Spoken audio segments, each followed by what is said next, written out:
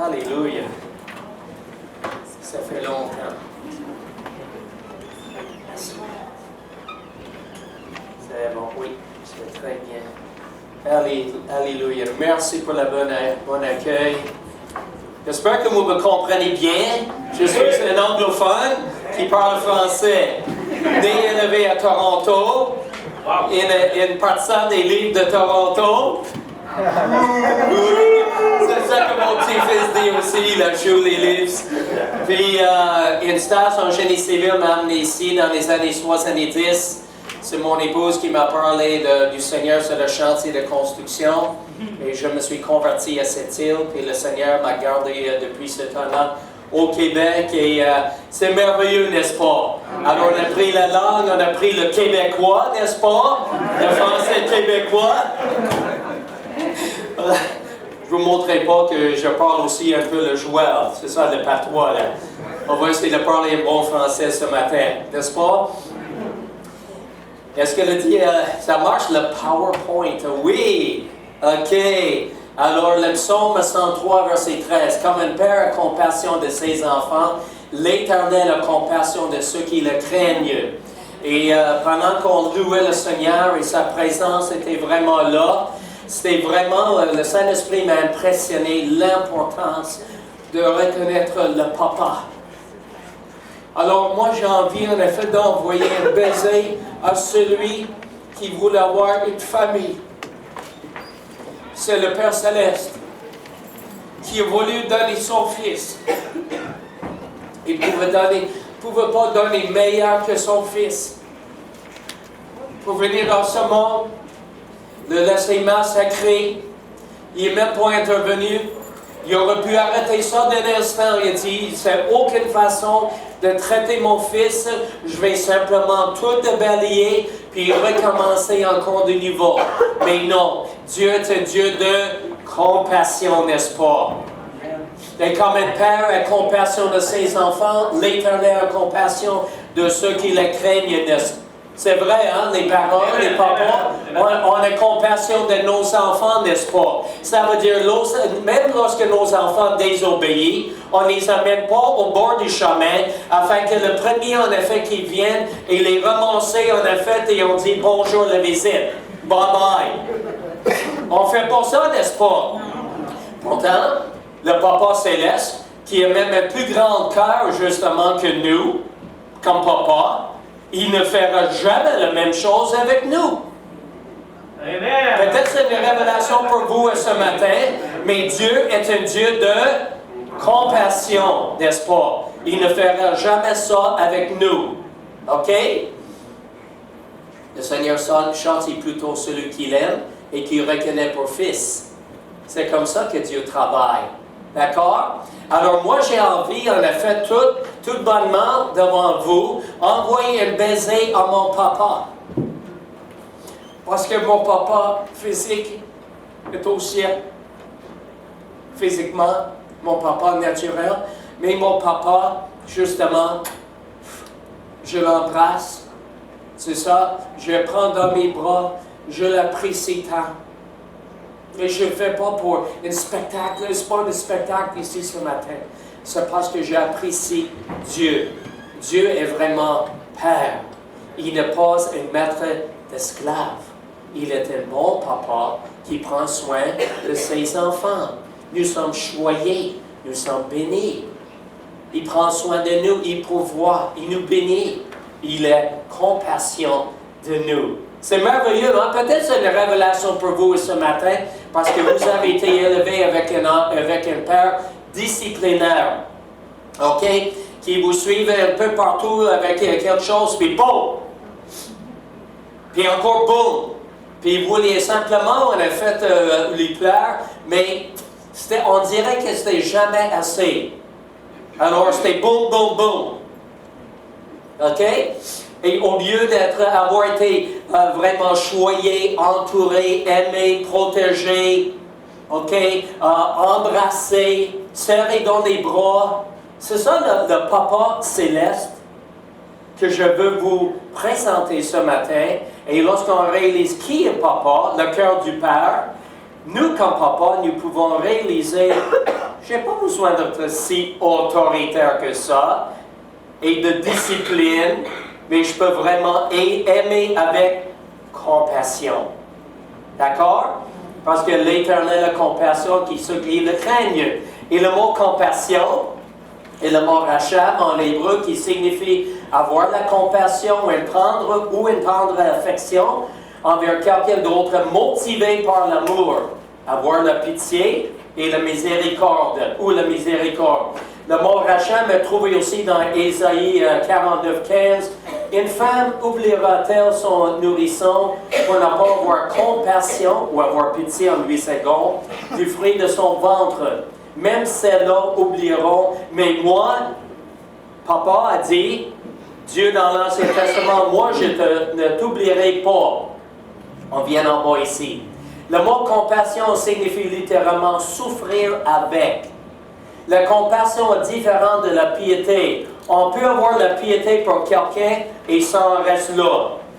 Je te prends en pitié. La compassion est quelque chose qui va nous pousser à l'action, le sentiment qui va nous faire agir. Vous voyez la différence? Et la pitié peut avoir aussi comporté une petite note de supériorité ou de condescendance. Condescendance, oui. On se met un peu sur le piédestal par rapport à d'autres.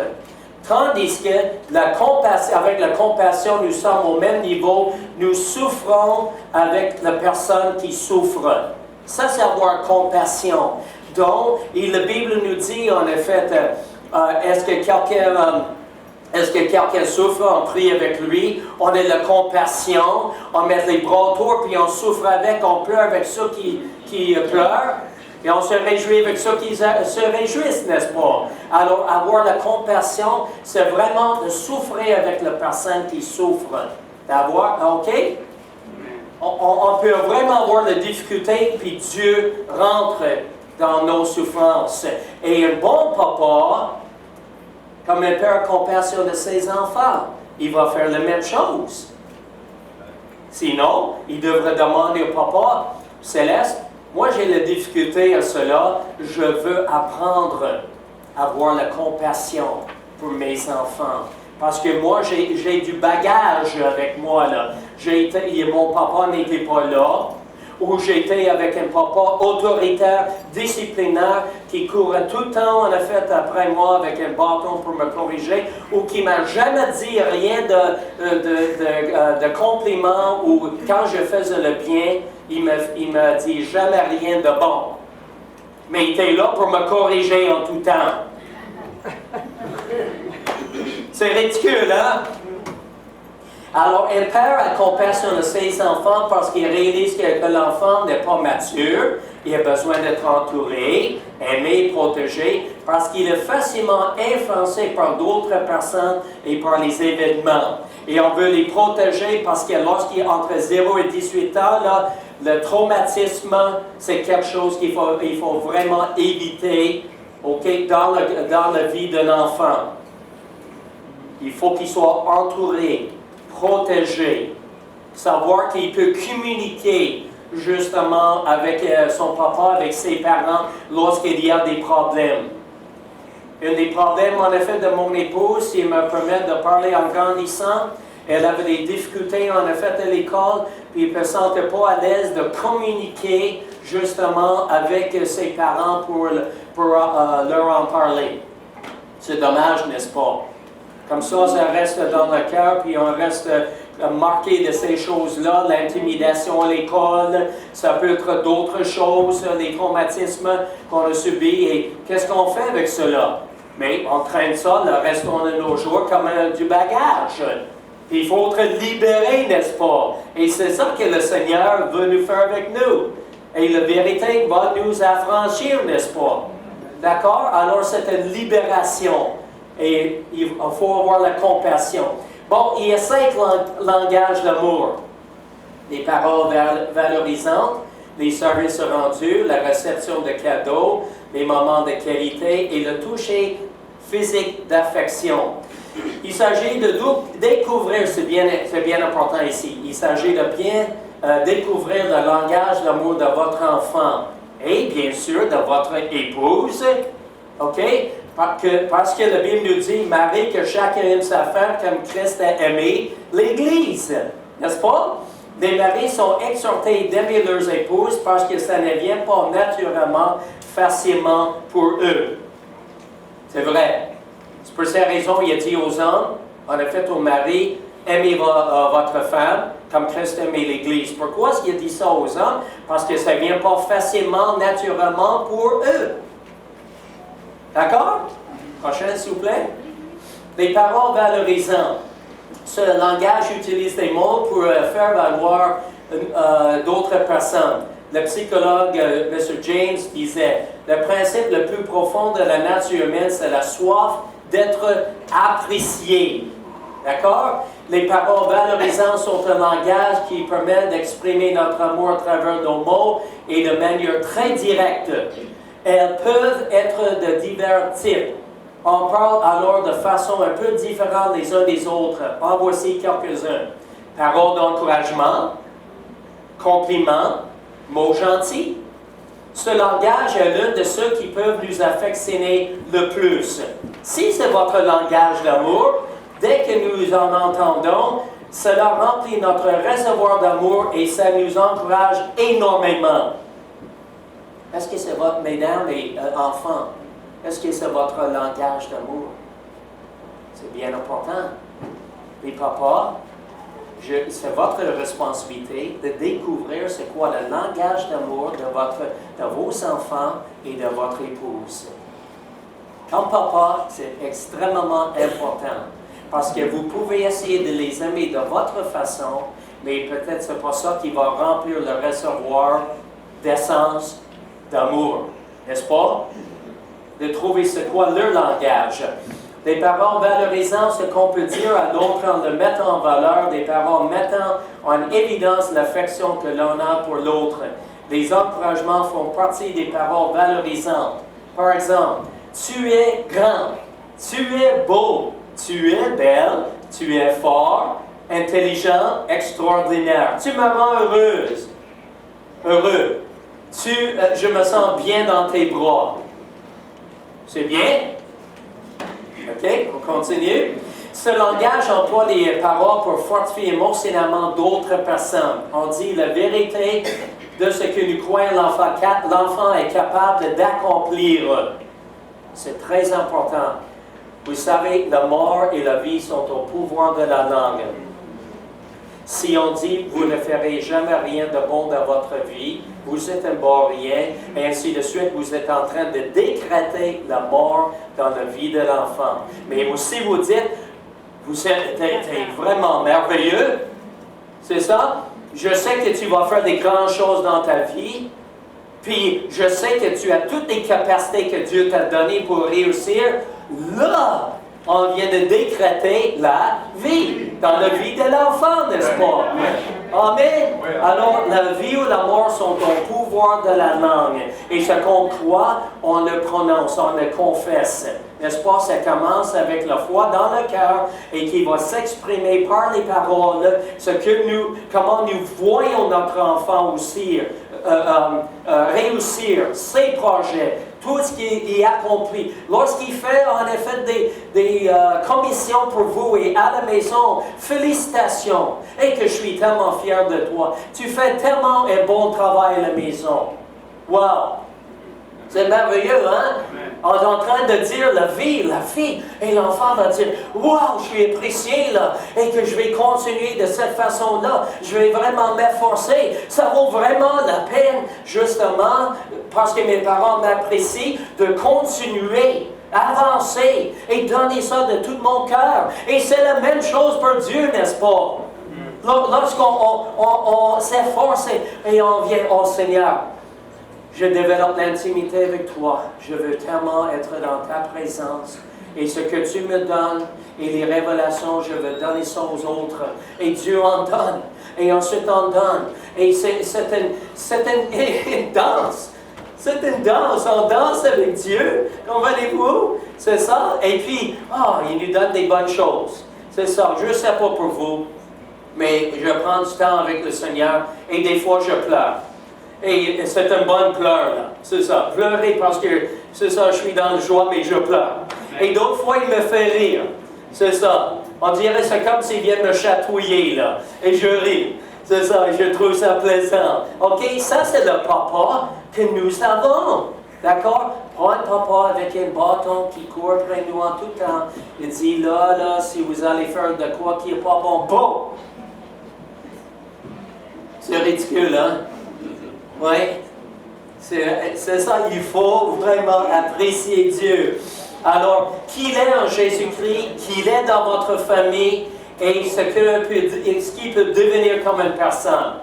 Si ce sont des paroles valorisantes qui sont le langage d'amour de votre enfant, c'est important pour l'enfant d'entendre des compliments non sollicités de sa part, aussi bien que l'expression « je t'aime » et la raison pourquoi. Et c'est ça qui va l'encourager beaucoup. Il y a un problème lorsqu'il va venir voir le papa. Il dit, est-ce que j'ai bien fait ça? Parce que le papa dit jamais ça. D'accord? Il vient voir les parents, puis est-ce que j'ai bien fait ça? Ou, oh, oui, tu as bien fait ça, puis c'est ça. Non, c'est pas bon ça, hein? Il faut que le papa a toujours, il veille sur ce qui se passe. Et lorsqu'il a la possibilité, il va l'encourager. Il va chercher tout ce qu'il peut faire pour l'encourager dans tout ce qu'il fait, afin qu'il soit encouragé pour en faire encore plus. Vous n'en faites pas, vous ne ferez pas mourir parce que vous l'encouragez jusqu'au point qu'il va se donner, puis il va se donner, là. C'est merveilleux, là? Oh, si on avait tous des papas comme ça, n'est-ce pas? Mais c'est comme ça, Dieu. La moindre chose qu'on fait pour lui, puis il réalise tout ce qu'on fait. Puis il nous encourage. Il dit, lâchez pas. Je suis avec vous tous les jours jusqu'à la fin du monde. Je ne t'abandonnerai point, je ne te délaisserai point. Ça veut dire je suis toujours avec toi. Dans tout ce que tu entreprendras. Wow! Tu auras la réussite. C'est merveilleux ce que Dieu est pour nous. Par contre, les insultes peuvent faire exactement le contraire et elles ne sont pas facilement oubliées. C'est pour ces raisons, il faut vraiment avoir des papas qui sont à genoux. Et si ce n'est pas le cas, parce que vous avez du bagage, Seigneur, change-moi, guérison intérieure. Moi, je veux être un bon papa pour mes enfants. Et de vraiment continuer dans cette optique-là, dans la parole, dans la prière, faire confiance à Dieu, et Dieu change. Dieu change les vies, n'est-ce pas? Amen. Autrement, qu'est-ce qu'on fait ici? Si c'est juste un spectacle, puis c'est un petit réunion comme un club social, mais qu'est-ce qu'on fait ici, là? On a du bon temps, puis on salue les autres, puis on s'en va, puis c'est pas plus que ça. Mais là, Dieu, en fait, il est en train de nous changer, n'est-ce pas, pour le mieux. Il veut qu'on soit de plus en plus semblable à l'image de son Fils Jésus. Et par amour, parce qu'il veut le faire, Dieu est en train de faire ce travail en dedans de chacun de nous. Alléluia! Hey, c'est ça la vie chrétienne, je suis tellement émerveillé. C'est ça, émerveillé. La parole de Dieu et l'Esprit Saint. Parce que ça prend deux pour voler, n'est-ce pas? Comme un oiseau, comme un aigle. Ça prend les deux, là. Alors il s'agit de prendre le temps dans la présence du Papa, Jésus et le Saint-Esprit. Ça va? Si on veut changer pour le mieux. Prochaine, s'il vous plaît. Alors, le deuxième maintenant, langage d'amour, c'est le service rendu. Est-ce qu'il y a l'effort de passer l'aspirateur chez vous ou dans l'église ou chez un ami peut être considéré comme une expression d'amour? Absolument! N'importe quoi que nous faisons pour alléger le fardeau des responsabilités de quelqu'un d'autre, surtout de quelqu'un qui a ce langage d'amour sera bien apprécié. Laisse-moi faire ça pour toi. Et souvent, en effet, on s'attend que ce soit l'enfant, peut-être qu'il va demander ça, il va dire ça à maman, justement, mais les papas, c'est une bonne chose aussi de demander ça à l'épouse. Est-ce que je peux faire ça pour toi? Hein? Ou peut-être aussi le papa, il vient aider l'enfant aussi pour faire des choses. Est-ce qu'il y a des exemples, des services rendus que les papas peuvent faire pour les enfants? Est-ce qu'il y a des exemples? En avez-vous? Qu'est-ce qu'un papa peut faire pour un enfant pour vraiment rendre service?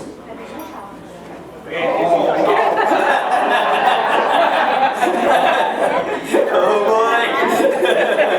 Oui. C'est ça. Mais lorsqu'un enfant est bien élevé, puis il est responsable, puis il aime, il va réaliser, en effet, s'il embarque d'autres personnes dans la voiture, justement, c'est pour bien agir, n'est-ce pas, là? À Québec, il y avait un jeune homme qui est embarqué dans un char puissant, un Lexus. Il a embarqué 2 jeunes. Il est allé extrêmement vite.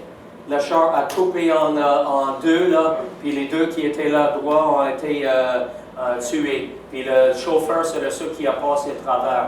Alors, quand même, lorsqu'un père va bien élever un enfant, lui montre la responsabilité, l'amour, mais c'est ça, malgré le fait qu'il y aura des tentations, il va dire, mais non, c'est ça, je vais agir par amour et avec responsabilité, n'est-ce pas? C'est très important, là. Pour cette raison, la Bible dit, les élever, en effet, bien, hein? OK, alors, la paresse, les engagements brisés ou de donner encore plus d'ouvrages sans rien contribuer envoie un message clair et simple que les sentiments de l'autre ne sont pas importants. Et lorsque je pense à ça, je pense souvent, en effet, les maris face à leurs épouses. Et c'est ça. Mari puis papa, il s'agit de bien faire attention, de ne pas encore donner plus de responsabilité à nos épouses, mais d'alléger leur fardeau. Amen? Alléluia. Je parle au papa puis au mari ce matin. C'est merveilleux? Oui, les madames sont bien contentes. Oui, la prochaine, s'il vous plaît. La réception des cadeaux, il ne s'agit pas du matérialisme. La personne qui aime recevoir des cadeaux voit l'effort que vous avez fait pour y penser et pour le faire ou acheter. Recevoir un cadeau fait plaisir à tout le monde et pourtant tout le monde n'a pas le réflexe d'en faire et on ne le reçoit pas de la même façon. Offrir un cadeau permet à l'autre de penser à vous à chaque fois qu'il verra le présent. Et c'est vrai, hein? Lorsque vous voyez quelque chose de chez vous que vous avez reçu de la part de votre papa ou votre mari, et vous y pensez, wow, il m'a offert ça par amour. C'est quelque chose, hein? On y pense. C'est pas juste une fois, puis ensuite c'est fini, mais non. Les sentiments sont encore attachés à cela, hein? Alors, ça peut valoir le coup, surtout que le prix n'a pas d'importance. Ou alors, méfiez-vous des intentions de l'autre. Ramener à l'autre son dessert préféré en rentrant du bureau peut avoir plus d'impact qu'un bouquet de fleurs ou qu'un gros cadeau. L'intention, la personnalisation du cadeau entre en jeu. Un anniversaire négligé, par contre, ou un cadeau cheap, excusez-moi mon anglais, pas cher, cheap, qui est offert n'est pas apprécié. Il s'agit de bien penser à donner ce qui plaît à votre enfant bien-aimé et non à vous-même. Je souligne encore là. C'est bien important, hein? Parce que vous pouvez penser en effet à donner un cadeau, ce qui fait votre affaire, papa là, ou à votre épouse. Et vous pensez, c'est ça que je veux donner là. Non. Il s'agit de comprendre c'est quoi le langage d'amour de votre enfant ou de votre épouse et de vraiment essayer de comprendre qu'est-ce qui va vraiment la rendre content. D'accord? Content, c'est ça où l'enfant rend content. Le prochain, des moments de qualité, c'est de prendre du temps avec l'autre personne, lui accordant notre entière attention. Donc, on ferme la télévision, on arrête de faire des commissions et notre passe-temps préféré. Oh, que c'est difficile pour les papas. Ils aiment ça, leur passe-temps préféré, puis leur projet, puis ainsi de suite, là. J'aimerais vous dire, en effet, lorsque j'étais jeune, 5 ans, je suis descendu, en effet, dans le sous-sol, puis je voulais être avec mon papa, mais justement, lui, en effet, il avait du bagage, et malheureusement, il m'a renvoyé, dont ma maman, justement, est venue me chercher, puis je n'ai pas passé du bon temps de qualité avec mon papa. Parce que je ne sais pas c'était quoi, à fin de compte, c'était son problème, mais il y avait du bagage, et puis c'est ça. Je voulais apprendre de lui. Il avait le métier. C'est un homme de service brûle à l'huile. C'était maître électricien. Puis pourtant, en effet, il n'y avait pas le temps pour moi. Comprenez? C'était vraiment... c'est triste, n'est-ce pas? C'est ça. Et on concentre sur le temps ensemble avec notre enfant. Et les papas, vous avez bien compris ça, hein? Passe-temps de côté, toutes les bobelles, c'est ça. Et on se concentre sur ce qui va plaire à l'enfant. Peut-être vous avez l'idée qu'ils apprennent quelque chose, mais peut-être vous apprenez qu'il y a d'autres choses qu'il veut faire. Ah, c'est difficile, hein?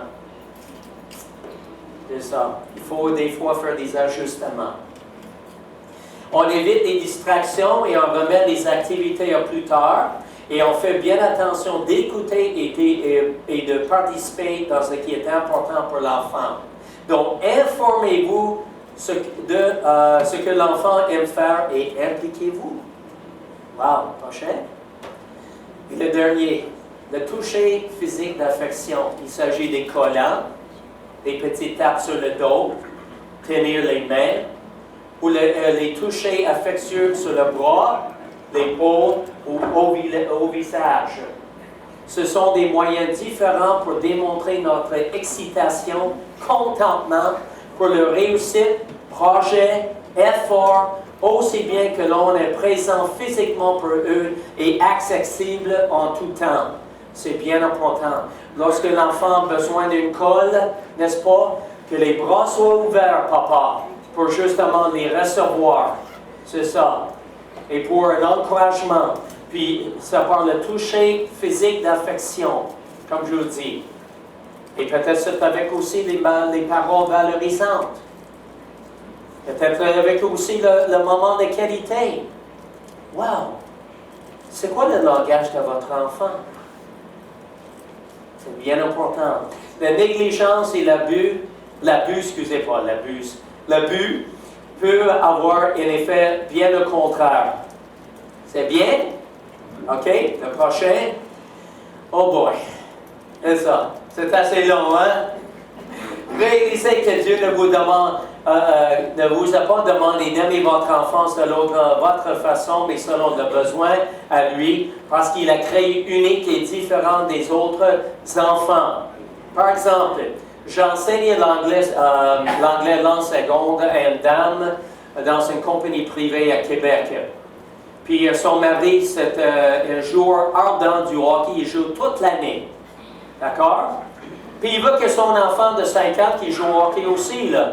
C'est son sport préféré, puis il aime ça. Puis l'enfant a essayé cela, et puis ça n'a pas marché. Puis il aurait pu dire, en effet, mais non, c'est ça, il va continuer, il va aimer ça au tôt ou tard, c'est sûr et certain là. OK? Moi, je ne lis pas, là, ça vient de mon cœur. Alors, qu'est-ce qui se passe? Il a décidé, il y a vraiment d'autres intérêts. Donc, il a inscrit justement avec son épouse dans des cours d'art martial et il joue au soccer. C'est bien ça? Au lieu de le forcer de jouer, en effet, le sport que lui aime, il a cherché ce que l'enfant aime. Puis il est bien content de ça maintenant. Donc, chaque enfant est unique et différent de son père, et c'est cela que chaque père devrait comprendre et accepter. Wow! Peut-être c'est une révélation pour les papas ce matin, hein? Oui. Informez-vous le plus tôt possible concernant le langage d'amour de votre enfant et de votre épouse. Cela peut vous éviter beaucoup de misère et créer une beaucoup meilleure ambiance dans le foyer. J'ai une amie qui fait du travail sur notre maison. C'est un entrepreneur, c'est un menuisier. Lorsqu'il était jeune, c'était le papa qui a décidé Mais toi, tu vas être mécanicien, toi, tu vas être menuisier, puis ils ont décidé comme ça, hein? C'est ça. Puis malheureusement, c'était pas ça qu'il voulait faire menuisier, quand même, qui est un très bon menuisier, mais il voulait justement être mécanicien. Comprenez-vous? C'est ça. Il fait la mécanique aussi maintenant, parce que c'est ça qu'il vient faire, mais c'est pas ça qu'il voulait faire. Commencez à mettre en pratique ce qui le valorisera, l'enfant. Trouvez des moyens créatifs ou cherchez de l'aide pour le faire si vous manquez d'idées. Si vous manquez d'idées, le pasteur, son épouse, d'autres personnes peuvent vous donner des bonnes idées, n'est-ce pas? La prochaine. Récompense et quoi après? Ça, c'est une autre chose. Lorsque votre enfant, en effet, fait de quoi? Vous pouvez le récompenser. Ou le récompenser par les félicitations, les privilèges, les clés de la voiture. Pas faire quand l'enfant est désobéi. Oh boy. Crier des bêtises, des insultes, élever vos voix. Est-ce que l'enfant sait clairement ce que tu t'entends de lui? On parle ici pour les papas et on parle de l'amour ce matin. OK? Maintenant, on touche un aspect qui est négligé. Je sais que la porte est là justement pour me sauver. En effet, si on commence à me tirer des tomates, là, ça, ben, vous savez, en effet, ici, il n'y a aucune condamnation, il n'y a aucune culpabilité, il n'y a aucune honte. D'accord? Mais Dieu, le Saint-Esprit, peut aussi nous convaincre des choses, n'est-ce pas? Comment nous pouvons, comme papa, aimer encore davantage? Est-ce que c'est important? Ce que Dieu met dans sa parole? Vous êtes sûr? Oui. Le prochain, s'il vous plaît. Les langages d'amour. Je vais aller Hébreux chapitre 12. Le Seigneur châtie celui qu'il Vraiment, puisque nos pères, selon la chair, nous a châtiés et que nous les avons respectés. Nos pères nous châtient pour peu de jours comme ils le trouvaient bon. Il est vrai que tout châtiment semble d'abord un sujet de tristesse et non de joie. C'est comme ça pour le papa et c'est comme ça pour l'enfant. Mais il produit plus tard pour ceux qui ont été ainsi exercés un fruit paisible de...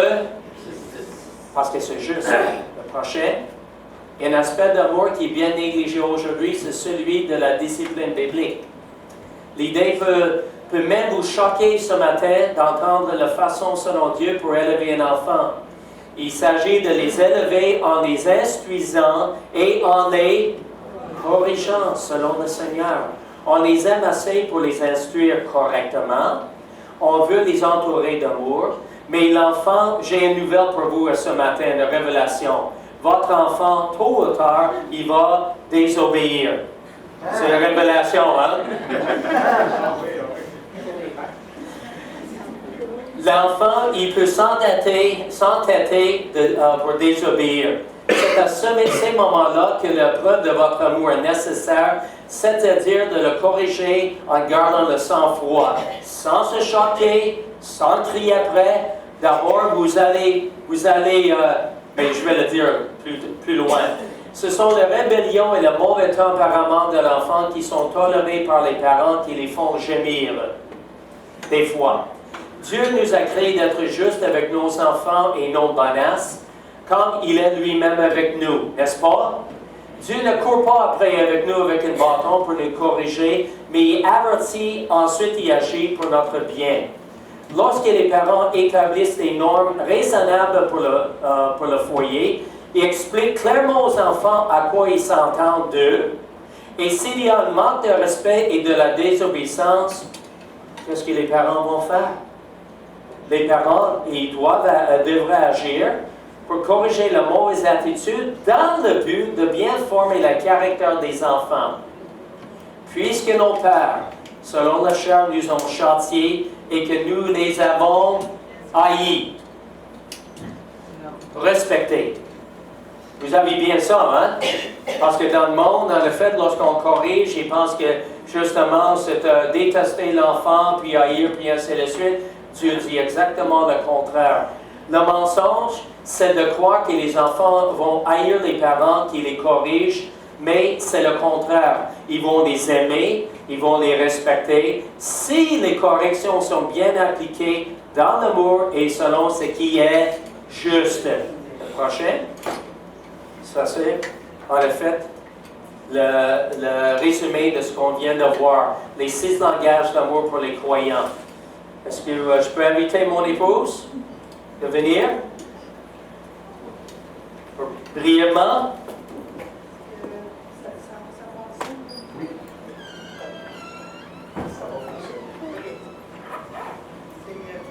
Glenn m'a demandé de parler un peu du verset « Père, n'héritez pas vos enfants ». Alors, comment est-ce qu'on peut hériter nos enfants? On peut les hériter. Avez-vous, je ne sais pas qui a vu sur Facebook, il y a une vidéo d'un enfant assis dans une chaise haute, puis on va dire c'est le père a donné un morceau de citron au bébé. Et le bébé prend tout bonnement le citron parce qu'il a confiance en son père. Mais il a quasiment coupé le souffle en essayant de manger un citron. Puis c'était supposé d'être drôle. Puis tout le monde est supposé de rire, mais moi je ne rirais pas. Parce que ce père-là venait juste d'enseigner à son enfant que l'enfant ne peut pas avoir confiance en son père. Alors ça, c'est vraiment irriter un enfant. Un autre, c'est des promesses brisées, pas de temps, comme Glenn a mentionné, pas prendre de temps pour ses enfants. Ça, c'est frustrant, c'est irritant pour un enfant. Et toutes les électroniques aujourd'hui, les ordinateurs sont toujours occupés avec des téléphones, des iPhones, des apps, des ci, des ça. Et l'enfant vient, il veut parler, mais on n'a pas le temps. On n'a jamais le temps. Ça, c'est irritant. L'enfant a besoin des fois qu'on arrête, on regarde dans les yeux de l'enfant et on écoute. Ça, c'est valorisant. Et comment on peut faire certain de ne pas hériter nos enfants? La manière sûre et certaine, c'est de vivre selon la loi de l'amour qui dit tout ce que vous voulez que les hommes ou les autres fassent pour vous, faites-le de même pour eux. Faites-le de même pour vos enfants. Amen. Oui, c'est ça. Alors, n'irritez pas vos enfants, c'est ça, afin qu'ils ne se découragent pas. Là. Lorsqu'on hérite un enfant, il est vraiment hérité, il se décourage. C'est ça. Donc, l'idée, on a fait se faire valoriser en tout temps, l'édifier, bâtir, c'est ça, justement, l'aider à grandir. Et et je ne peux pas dire, en effet, plus que cela, valoriser l'enfant selon son langage d'amour.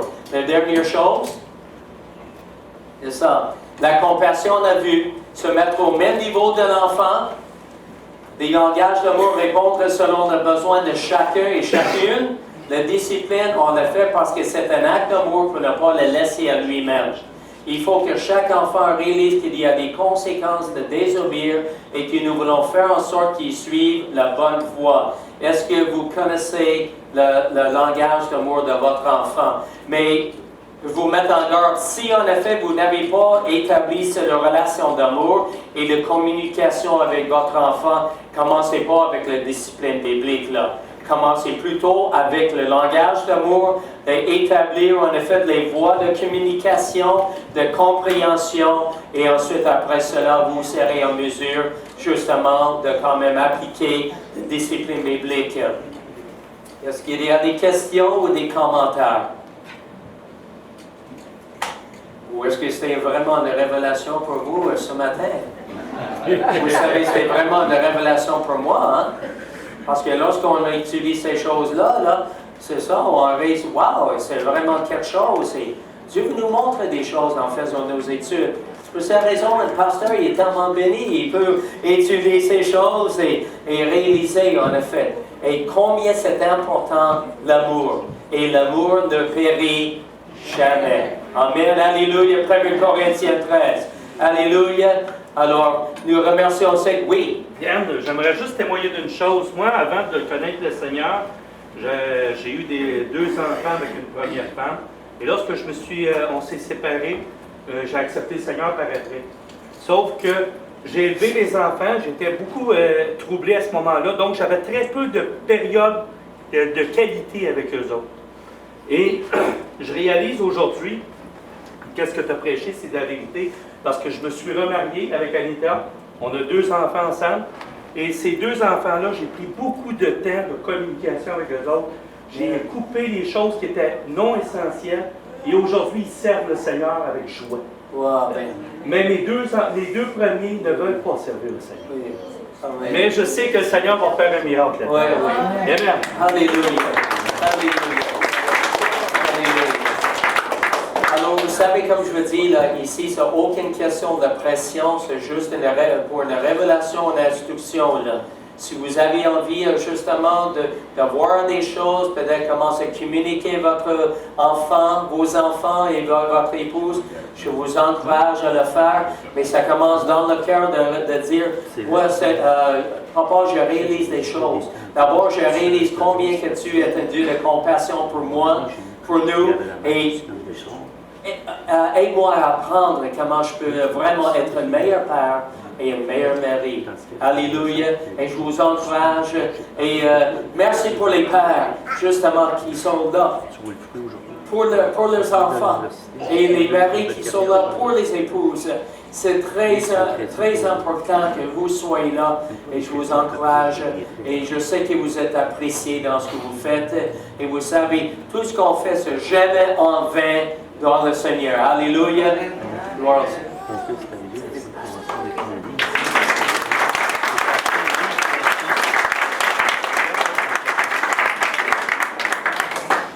Père Céleste est présent.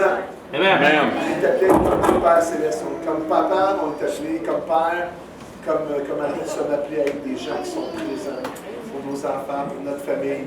Amen.